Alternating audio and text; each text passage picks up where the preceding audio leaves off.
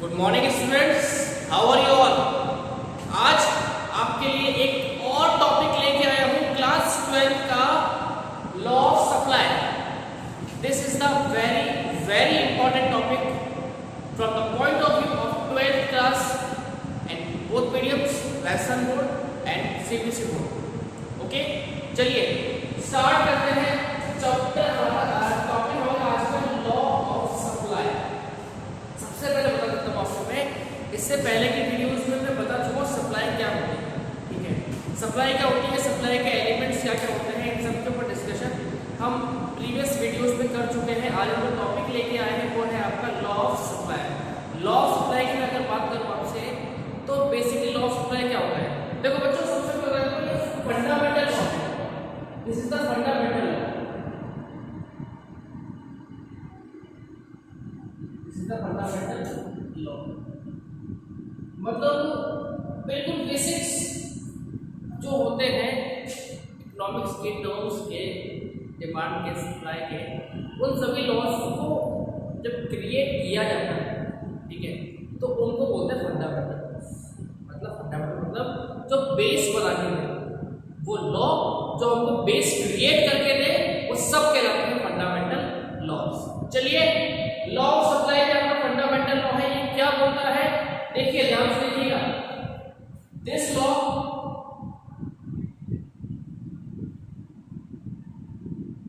states that when other things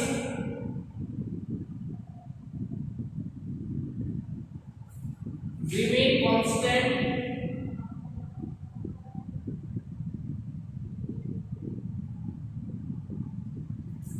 then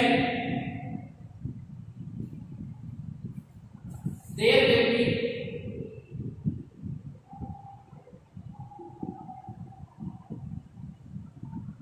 a positive relation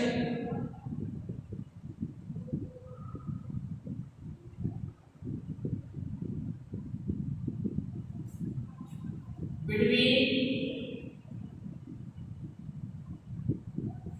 price of commodities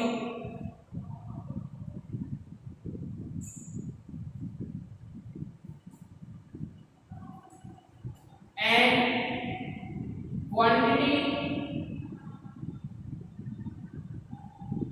supplied।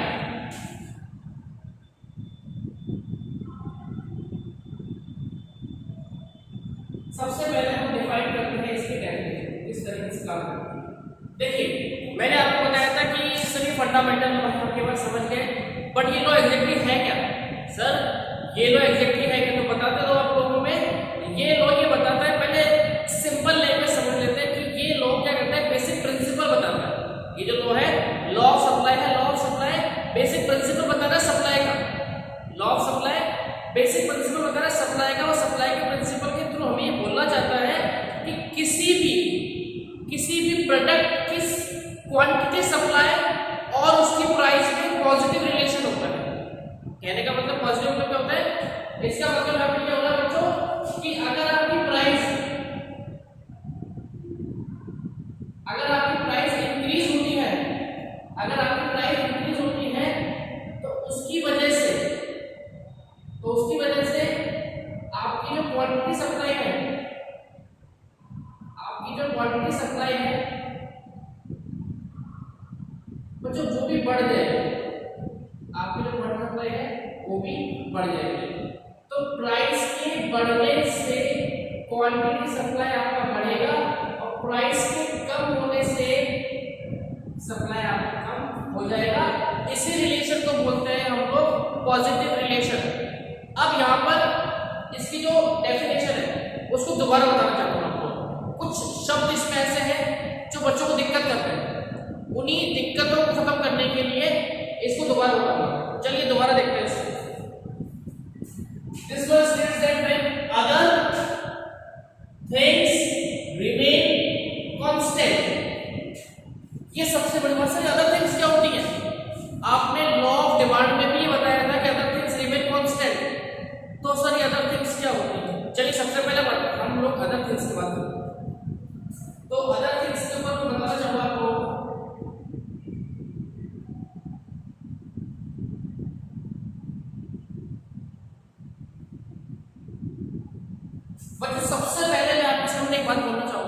कि आपको इसको रटना नहीं है, इस चीज को आपको बिल्कुल भी रटना नहीं, समझना है सर अदर थिंग्स होती क्या है, हमें मालूम भी तो पड़े अदर थिंग्स क्या होती है, बिल्कुल मालूम पड़ेगी। इस वीडियो को देखने के बाद में आपके मन में डाउट नहीं बचेगा, लेकिन इस वीडियो को स्टार्ट से लेकर एंड तक पूरा देखिएगा, छोटा नहीं है बिल्कुल, ठीक है। चलिए हम बात करते हैं अदर थिंग्स क्या होती है। तो अदर थिंग्स बच्चों वो फैक्टर्स होते हैं, अदर थिंग्स वो फैक्टर्स होते हैं जो किसी भी प्रोडक्ट की सप्लाई को फ्लक्चुएट करते हैं, जो किसी भी प्रोडक्ट की सप्लाई को फ्लक्चुएट करते हैं, वो सारे फैक्टर्स अदर थिंग्स के अंदर आते हैं। आप बोलोगे सर वो तो सप्लाई के फैक्टर्स होते हैं, बिल्कुल sir. The factors of supply, the factors of supply are also be consider as other things. Other things अगर कांस्टेंट रहती हैं तो सप्लाई का लॉ काम करता है। सप्लाई का लॉ क्या बताता है कि प्राइस के बढ़ने के बाद में आपकी क्वांटिटी सप्लाई भी बढ़ेगी। आपका प्राइस बढ़ेगा तो आपकी क्वांटिटी सप्लाई भी बढ़ेगी, ठीक है। अब अदर थिंग्स को क्या कह सकते हैं, देखिए हम इसमें सबसे पहले क्या लेंगे बच्चों, प्राइस ऑफ अदर गुड्स,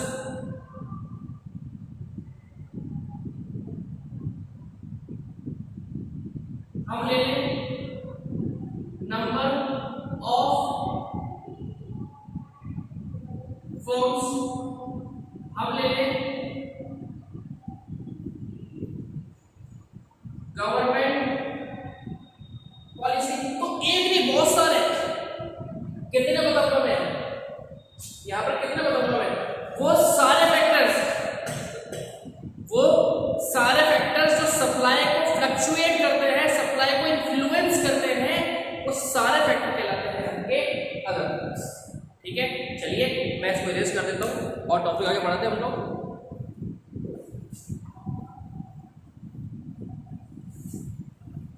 तो समझ गए होंगे आप लोग ये वाली बात। अब वापस रिपीट करता हूँ, this law states that when other things remain constant then there will be a positive relation. Positive relation हो रहा है, देखो यहाँ पे फिर एक शब्द आ गया बस समझने जैसा, पॉजिटिव रिलेशन।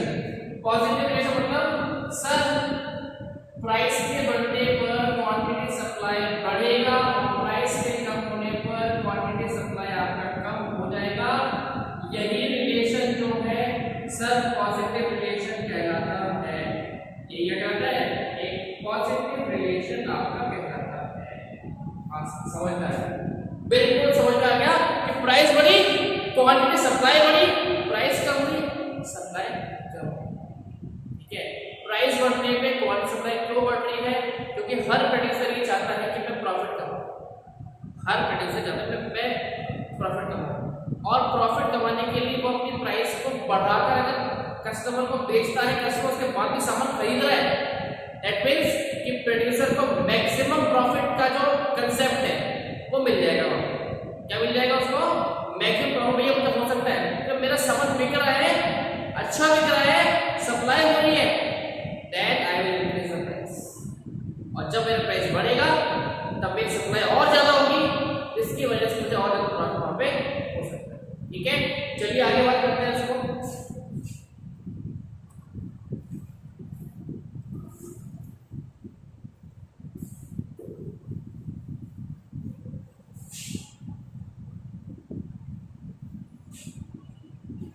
तो मैं यहाँ पे एक पॉजिटिव रिलेशन के नाम से छोटा सा ब्लॉक बना देता हूँ, आप समझ जाएंगे कि पॉजिटिव रिलेशन क्या होता है।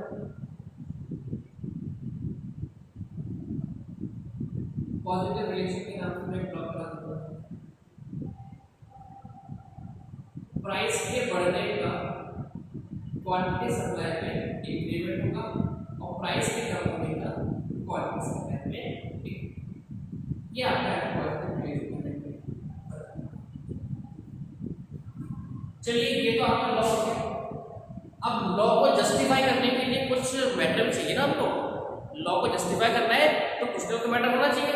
चलिए मैटर की बात करते हैं, स्केड्यूल ले लेते हैं हम इसके अंदर। अब इसके अंदर एक स्केड्यूल ले लेते हैं, वो हमारी हेल्प कर सकता है इस लॉ को खोलने में। चलिए स्केड्यूल ले सकते हैं।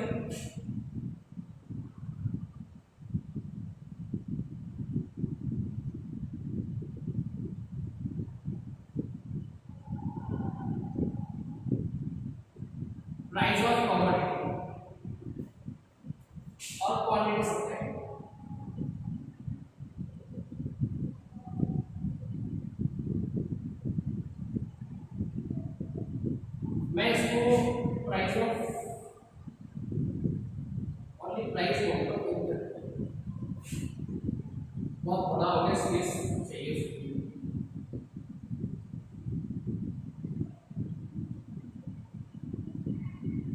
किसी भी प्रोडक्ट की प्राइस, सपोज एक्स की प्राइस बात करते हैं, प्राइस 100 रुपीज है, क्वांटिटी में इसकी 10 परचेज करता हूँ, प्राइस बढ़ के 100 से 200 हो गया, क्वांटिटी को बढ़ा के मैं 20 कर दिया, प्राइस बढ़ा के 300 हुआ, इसको बढ़ा के मैं 30 कर दिया, प्राइस 400 हुआ, इसको बढ़ा के मैंने 40 कर दिया।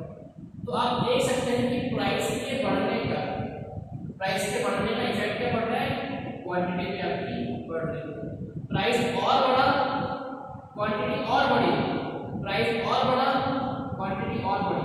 आप बोलो कि सर लॉ ऑफ डिमांड में उसका उल्टा हुआ था, अरे वो लॉ अलग था, वो लॉ अलग था, ये लॉ अलग है। यहाँ पर प्राइस के बढ़ने का क्वांटिटी सप्लाई पे सीधा फर्क पड़ता है कि प्राइस बढ़ेगा तो क्वांटिटी सप्लाई बढ़ेगा, अदरवाइज नहीं बढ़ेगा। क्लियर बच्चों के बाद? चलिए, तो ये मैंने आपको सिर्फ समझाने के लिए बताया, मैं इसको एरेंज कर रहा हूँ आपसे, ठीक है? चलिए सर, समझ गया।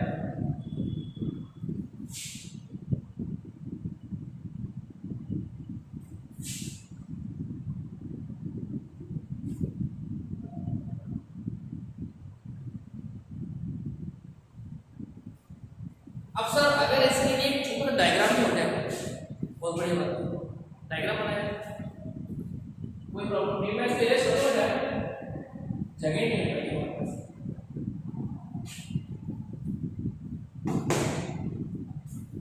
चलिए डायग्राम बनाते हैं।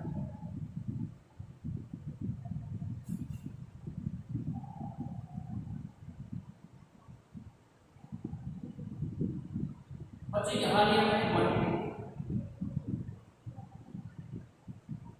यहाँ लिया मैंने क्वांटिटी, इसके OX एक्सिस पर मैं ले रहा हूँ बच्चों इसकी क्वांटिटी, और इसके OY एक्सिस पर ले रहा हूँ इसकी प्राइस। प्राइस आप देख सकते हैं 100, 200, 300, 400। क्वांटिटी की बात करो 10, 20, 30, 40, 100 पे आ रहा है यहाँ पर 10, 200 पे 20 आ रहा है, 3 पे आपको 30 आ रहा है, तो आप देख सकते हैं इसको मैं इसको स्ट्रेट लाइन पे इसको प्लॉट कर देता हूँ। और ये बन गया आपका सप्लाई कर्व, ये बन गया आपका सप्लाई कर्व, जो आपकी सप्लाई लॉ को जस्टिफाई करता है, आपकी सप्लाई लॉ को जस्टिफाई करता है।